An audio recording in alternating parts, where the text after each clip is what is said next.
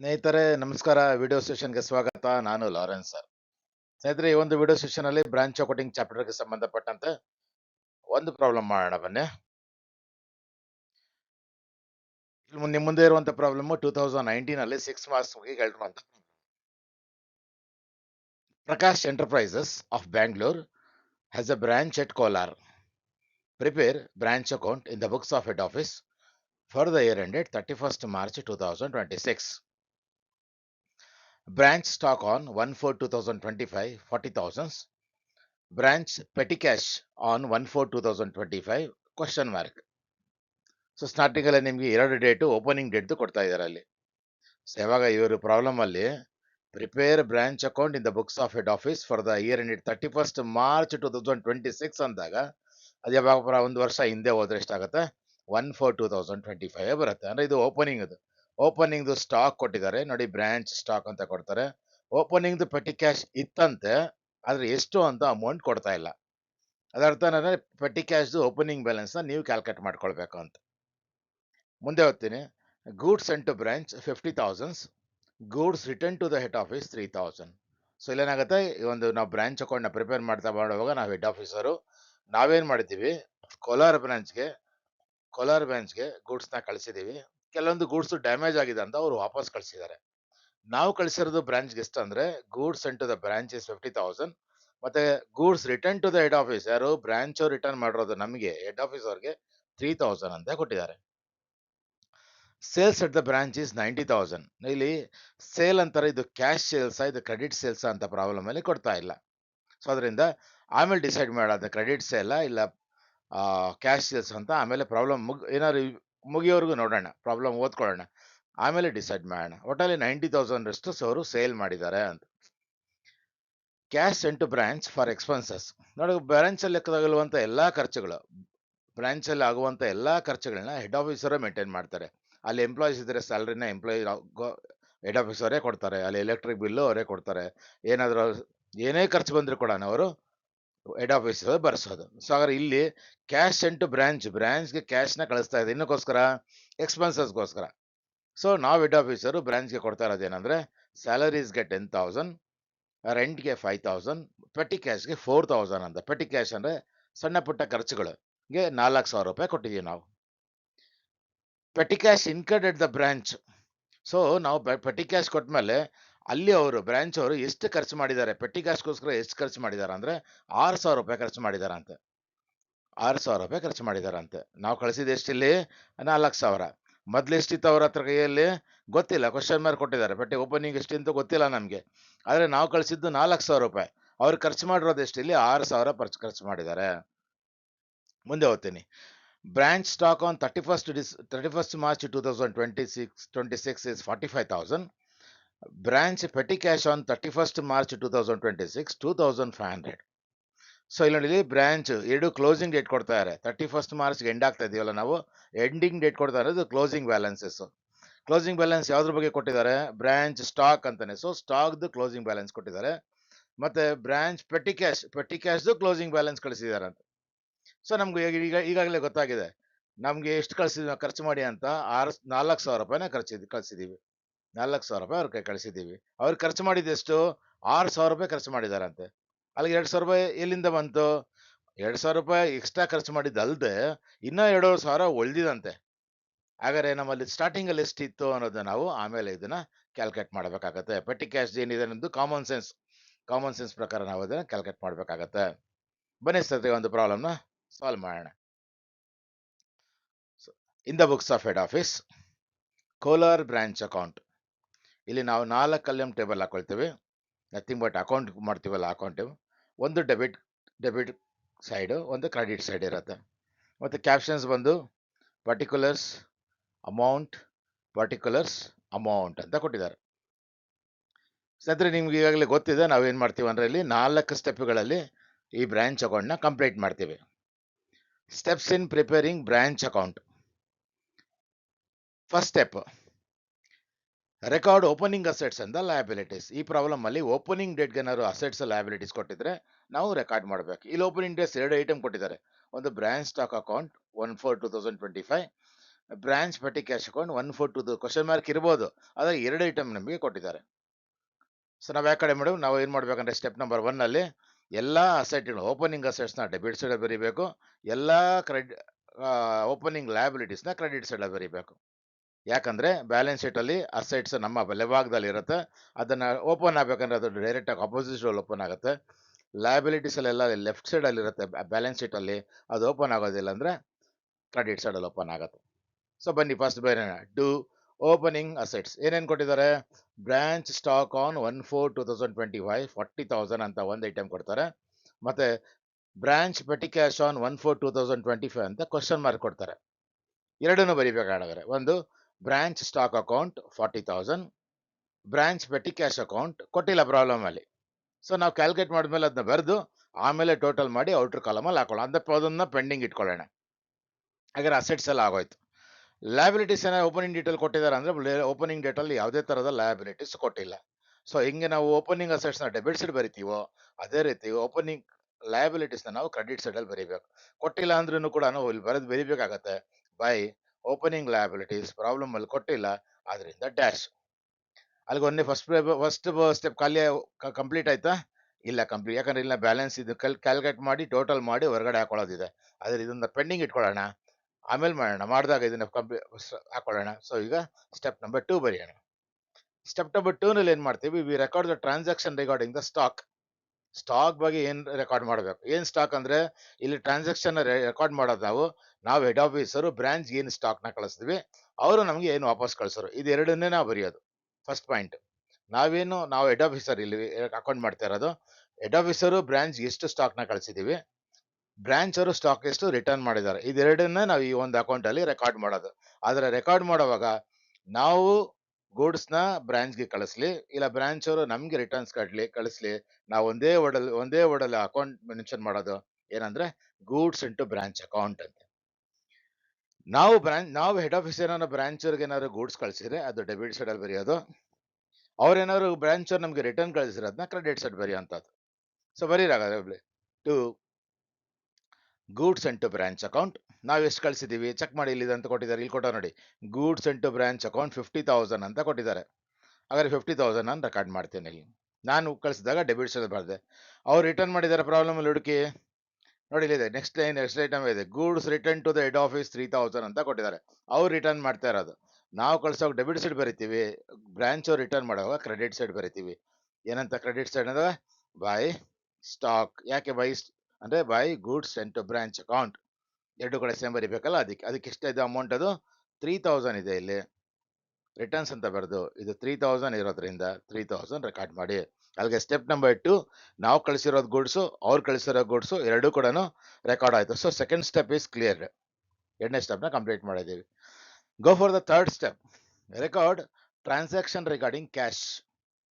ನಾವು head officer branch ಅವ್ರಿಗೆ ನಾವೇನಾದ್ರು ಕ್ಯಾಶ್ ಕಳಿಸಿದ್ರೆ ಅದು ಡೆಬಿಟ್ ಸೈಡ್ ಬರೀಬೇಕು, ಅವ್ರೇನಾದ್ರು ಕ್ಯಾಶ್ ಅವ್ರಿಗೆ ನಮಗೆ ಕಳಿಸಿದ್ರೆ ಹೆಡ್ ಆಫೀಸ್ಗೆ ಕಳಿಸಿದ್ರೆ ಬ್ರಾಂಚ್ ಇಂದ ಅದನ್ನ ಕ್ರೆಡಿಟ್ ಸೈಡ್ ಬರೀಬೇಕು.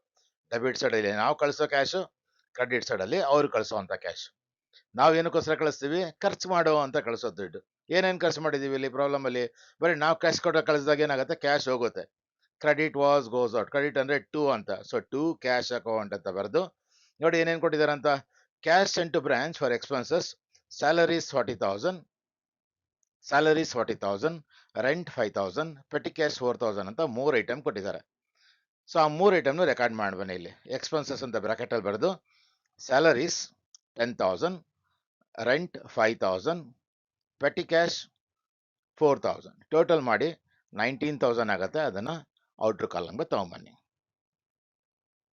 ಇವಾಗ ನಾವು ಕಳಿಸಿದ ಕ್ಯಾಶ್ನ ಡೆಬಿಟ್ ಸೈಡ್ ಬರ್ರಿ, ಅವರು ನಮಗೆ ಕ್ಯಾಶ್ ಕಳಿಸ್ತಾರೆ. ಏನ್ ಕ್ಯಾಶ್ ಕಳಿಸ್ತಾ ಇದ್ದಾರೆ ನೋಡಿ, ಇಲ್ಲಿ ಎಲ್ಲಾರು ಕ್ಯಾಶ್ ಕೊಟ್ಟಿದ್ವಿ ಅಂತ ಹೇಳ್ತಾರ, ಎಲ್ಲೂ ಹೇಳ್ತಾ ಇಲ್ಲ. ಆದ್ರೆ ಅವ್ನು ಹೇಳ್ತಾರೆ ಸೇಲ್ಸ್ ಅಟ್ ದ ಬ್ರಾಂಚ್ 90,000 ಅಂತ ಹೇಳ್ತಾ. ಅವಾಗ ನಾನು ಹೇಳ್ದೆ ಇದು ಕ್ಯಾಶ್ ಸೇಲ್ಸಾ ಕ್ರೆಡಿಟ್ ಸೇಲ್ಸ್ ಅಂತ ನಮ್ಗೆ ಗೊತ್ತಿಲ್ಲ ಅಂತ.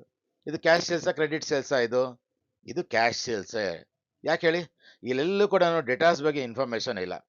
ಡೇಟಾಸ್ ಅಂದ್ರೆ ನಮ್ಮ ಹತ್ರ ಸಾಲ ತಗೊಂಡವರು, ನಾವು ಸಾಲಕ್ಕೆ ಮಾರಿದ್ರೇನೆ ಆ ಸಾಲಗಾರರು ಬರೋದು. ಆ ಸಾಲಗಾರ ಬಗ್ಗೆನೇ ಇನ್ಫಾರ್ಮೇಶನ್ ಇಲ್ಲ ಅಂದ್ರೆ ಈ ಒಂದು ಬ್ರಾಂಚ್ ಅಲ್ಲಿ ಏನ್ ಮಾಡ್ತಾ ಇದಾರೆ, ಎಲ್ಲಾ ಗೂಡ್ಸ್ ನ ಕ್ಯಾಶ್ಗೆ ಮಾಡ್ತಾ ಇದಾರೆ ಅಂತ ಅರ್ಥ. ಸೊ ಹಾಗಾದ್ರೆ ಇಲ್ಲಿ ಸೇಲ್ಸ್ ಏನ್ ಕೊಟ್ಟಿದ್ದಾರೆ ಇವರು, ಇದು ಕ್ಯಾಶ್ ಸೇಲ್ಸ್ ಅಂತ. 90,000 ಮಾರಿದ್ರೆ ಅವರು ಆ ದುಡ್ಡನ್ನ ಅವ್ರು ಏನು ಮಾಡ್ತಾರೆ, ಹೆಡ್ ಆಫೀಸ್ಗೆ ನಮಗೆ ರೆಮಿಟ್ ಮಾಡ್ತಾರೆ, ನಮಗೆ ದುಡ್ಡನ್ನ ಕಳಿಸ್ಕೊಡ್ತಾರೆ.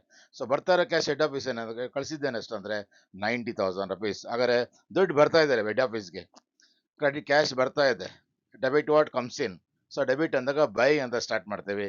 ಬೈ ಕ್ಯಾಶ್ ಅಕೌಂಟ್ ಅಂತ ಬರೆದು ಕ್ಯಾಶ್ ಸೇಲ್ಸ್ ಎಷ್ಟಿದೆ ನೋಡಿ, 90,000 ರುಪೀಸ್ ಇದೆ. ಇಲ್ಲಿದೆ ನೋಡಿ 90,000 ರುಪೀಸ್ ಇದೆ. ಸೊ ಆ ಅಮೌಂಟ್ನ ರೆಕಾರ್ಡ್ ಮಾಡಿ. ಅಲ್ಲಿಗೆ ನಾವು ಕಳಿಸಿದ ಕ್ಯಾಶು, ಅವ್ರು ಕಳಿಸಿದ ಕ್ಯಾಶು, ನಾವು ಕಳಿಸಿದ್ರೆ ಡೆಬಿಟ್ ಸೈಡು, ಅವರು ಬ್ರಾಂಚ್ ಅವರು ಹೆಡ್ ಆಫೀಸ್ ಕಳಿಸಿದ್ರೆ ಕ್ರೆಡಿಟ್ ಸೈಡ್ ಎಂಟ್ರಿ ಮಾಡಿದಾಯ್ತು. ಅಲ್ಲಿಗೆ ಸ್ಟೆಪ್ ನಂಬರ್ 3 ಕಂಪ್ಲೀಟ್ ಆಯಿತು ಅಂತ.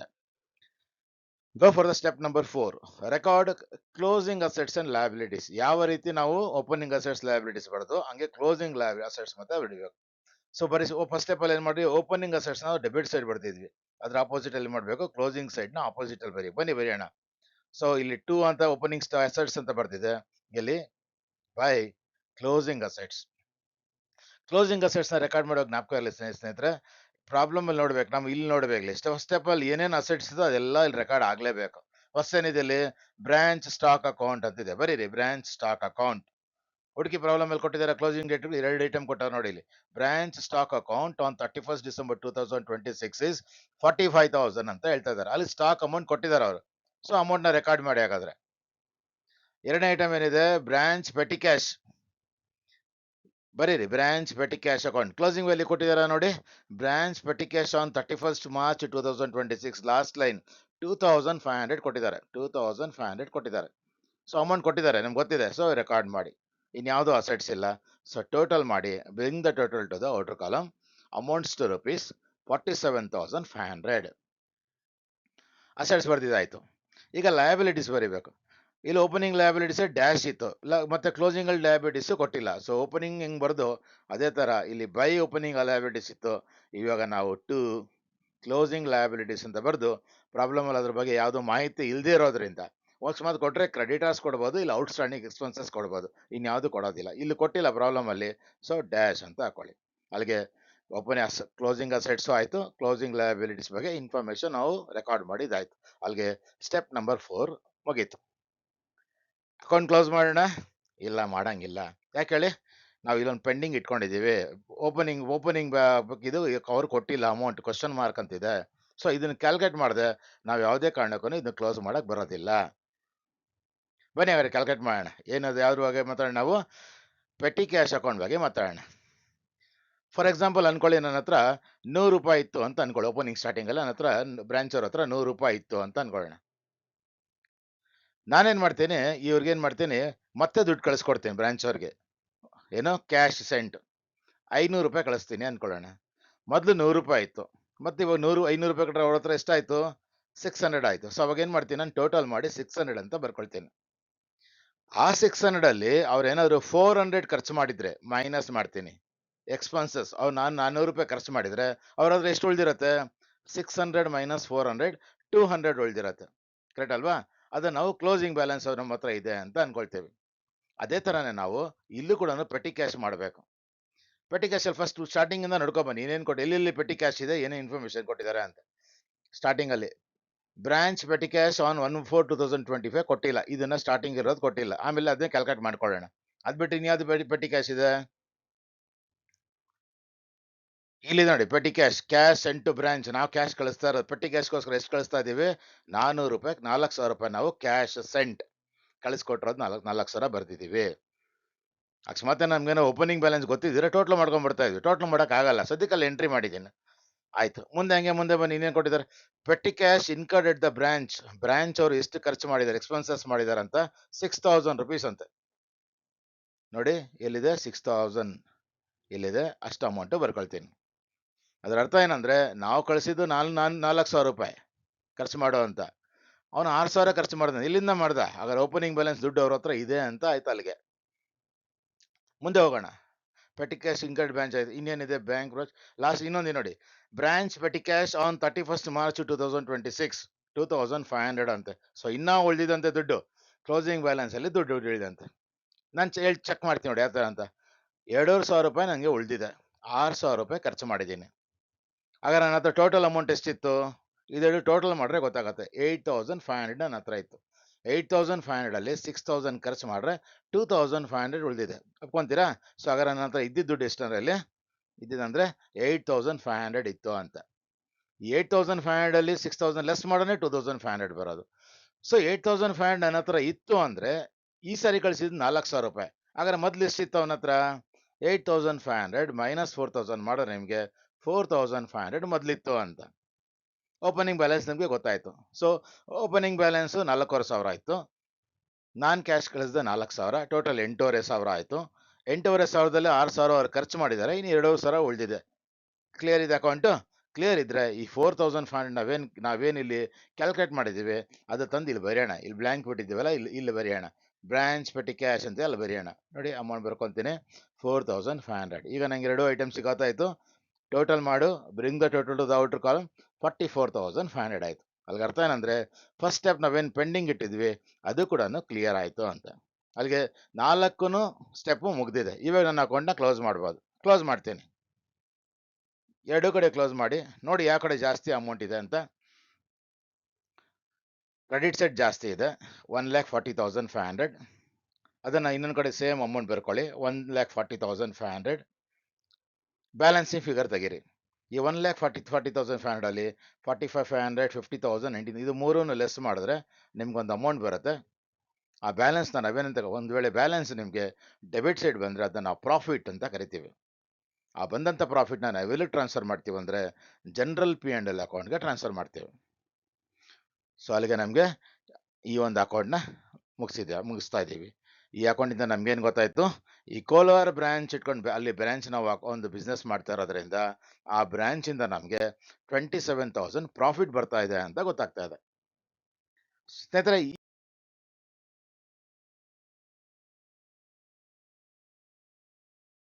ಈ ಒಂದು ಪ್ರಾಬ್ಲಮ್ ನಿಮಗೆ ಅರ್ಥ ಆಯ್ತು ಅಂತ ಭಾವಿಸ್ತೇನೆ. ಮುಂದಿನ ವಿಡಿಯೋ ಸೆಷನ್ ಮತ್ತೊಂದು ಪ್ರಾಬ್ಲಮ್ ಮಾಡೋಣ. ಅಲ್ಲಿವರೆಗೂ ನಮಸ್ಕಾರ.